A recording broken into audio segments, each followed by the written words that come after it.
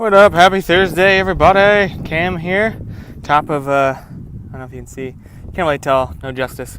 Top of a hill. I'm about 3 miles into my run. I was planning to do 3 to 4 miles, so I think it'll be a little long because I still have to run back home. Which, when you run away, you gotta remember that you gotta go back. Always forget that little tidbit of running. Whatever.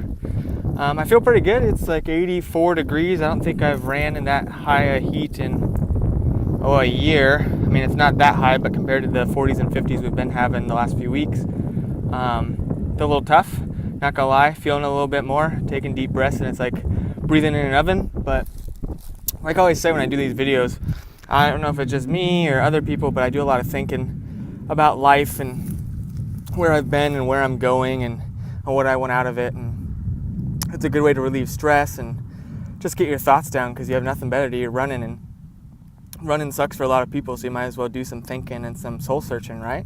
Make the time go by a little bit faster. But I got to thinking about this weekend. I'm 3 days away from my first motocross race in over 2 years, probably almost 3 years actually, and it's a little scary because motocross isn't something you should just jump into. You know, it's not like basketball or baseball or football, any of those things where you grew up doing it and you don't have to worry about getting, well, I guess football you can worry about getting your face smashed in, but adults, you don't really play that way anymore. So motocross, jumping, fast, bikes, no cages. I mean, it's just you and the machine, and people think it's pretty easy, but it is very difficult. It's very scary. It's physically demanding on the body. So I've been trying to really ramp up my cardio, my weightlifting to build my body. I've been riding a little bit more, and we're gonna see how it goes. I'm not really putting any expectations on myself. I just kind of want to ride to my potential, feel good on the bike, no crashes, and just try to get better each time I'm out on the track. Sorry, I got sweat running down my eye and it's stinging.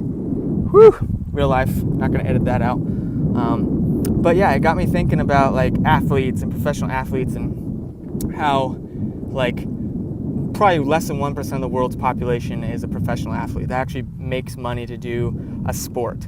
And then the rest of us, we never get to experience that at all.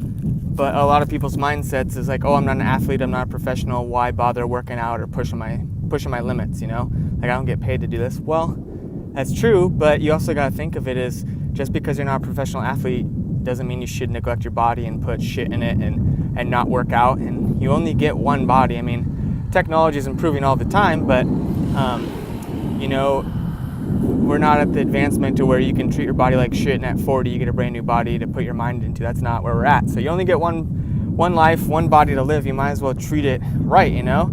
And for me, I look at it this way, like, yeah, I may not be a professional athlete, but it doesn't mean I can't train like one and push myself to pretend I'm a professional athlete in my mind, you know? And I like racing, I like running, like working out and pushing myself and accomplishing goals. And, you know, just because you're not a pro or get paid to do what you love doesn't mean that you can't work out and treat your body right. Because, I mean, I'm not getting any younger.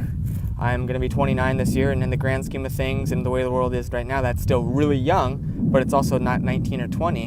And you have to realize it gets harder each year to try to get back into shape. So if you maintain a healthy lifestyle year-round as a part of your routine, then when you get to 40 and 50, you're not running into the problems that a lot of people have of, you know, like heart disease and obesity, and they've been treating their body like shit for so long, like, oh, I'm going to wait to get healthy until after my first heart attack. What? Do you listen to yourself? I've literally had people tell me that, like, when I get over 200 pounds, then I'll start taking control of it. When I have my first, like, heart attack, when something happens, then I'll really, like, rope in my nutrition. Why not prevent that stuff? I mean, there's certain things you cannot prevent no matter how healthy you are and what you eat, but I mean, you might want to improve your odds a little bit. Like, what kind of thing is that? Like, oh, I'll stop eating McDonald's when I have a heart attack. What the hell kind of thinking is that? Like, oh, I'll start running and going to the gym when I'm 45.